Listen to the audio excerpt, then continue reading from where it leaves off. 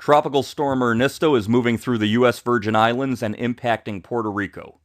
Good evening, I'm Mike Naso with the latest on Ernesto. As we look at the satellite there, it is blowing up and trying to become better organized as it departs the Caribbean Sea, on track for the western Atlantic Ocean, where it should become a hurricane, then a major Category 3 hurricane, and threaten or impact Bermuda. Here's the latest from the National Hurricane Center. Ernesto's at 18.8 north, 65.3 west as of 11 p.m. Atlantic time. Winds of 65 miles per hour, so it's a moderate to strong tropical storm, and the pressure is getting down about 998 millibars, so it is strengthening gradually. It is moving northwest at 17. When I spoke to you guys on Monday, that motion was west-northwest at about 28. So it now has a more northerly component to its track and about 11 miles an hour slower. So that racing motion into the Caribbean has now slowed and is beginning to catch its breath and move to the northwest. Still very quickly, 17 miles per hour, which is good. You don't want prolonged flooding rains. Ernesto should become a hurricane later Tuesday or on Wednesday, and then a strong hurricane, a major hurricane by Friday as it turns northeast, and then impact areas of Bermuda between Friday night and Saturday night, here somewhere either directly over or just to the west, just to the east. Either way, heavy waves, threats of winds, surge. It's too early to know the direct amount of impacts, but if you are in Bermuda, start looking at your hurricane plans because Ernesto could be a powerful storm, at least 100 to 115 mile an hour hurricane by that time. Here's the infrared satellite, and it looks like the center is now to the northwest of areas there of St. Thomas. It really walloped the Virgin Islands, St. John, St. Thomas. St. Croix down here had a lot of gusty winds, and there's still convection blowing up to the south of St. Croix. There's heavy rain associated with that. When we look at the radar, there's the center right in here, and it's been trying to organize this little banding feature. It's having trouble. It's still not tightly coiled, but looks a lot better than it did 24 hours ago. It's now clearly moving northwest, so it looks like it's going to miss San Juan and Puerto Rico here, Vieques and Culebra. You guys are still under a hurricane watch in those islands, in the U.S. Virgin Islands, a tropical storm warning for Puerto Rico.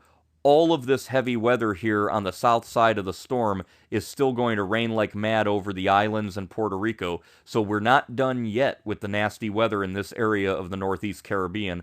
But 17 miles an hour to the northwest and then eventually a turn.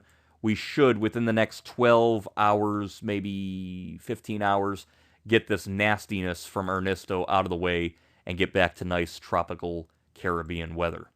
But the rainfall will fall, and it could be up to 8 inches or more locally in Puerto Rico. Again, be thankful this is moving at 17 miles an hour and not 7 miles an hour, because then we could be looking at a much worse flood threat than we already have. Of course, there's the threat of flooding over some of these islands, especially here near Puerto Rico, Vieques, Culebra, and St. Croix, where those bands are just pounding you. High water rises are possible. Again, from St. Croix, St. Thomas, St. John, Culebra, Vieques, and Puerto Rico on the eastern side of the island, wherever you have an onshore flow. So as Ernesto's center moves here north of Puerto Rico, you will have a flow like that on the right side of the storm, and you could have water rises of 1 to 3 feet with some heavy crashing waves on top of that. Now, the upper level environment is going to be very favorable. Look at this green low wind shear. When you're talking 5-10 knots of wind shear, that's very favorable for development.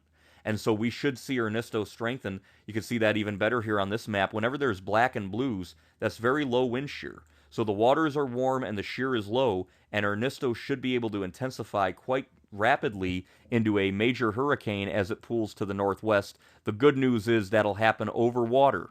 It won't impact the Turks, Caicos, Bahamas. The only land areas that could be impacted will wind up being Bermuda and perhaps Nova Scotia, the Canadian Maritimes.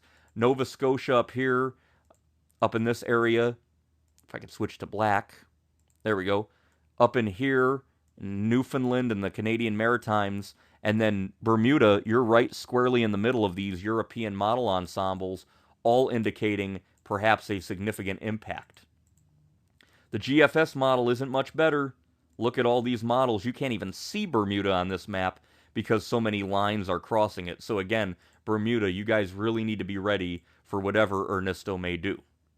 Here's a look at the water vapor imagery. There's so much troughiness that's going to be moving off the eastern seaboard. It's going to be impossible for Ernesto to break through. So the great news for areas there of the Turks, Caicos, Bahamas, Florida, and the eastern seaboard is that we will get Ernesto up and out.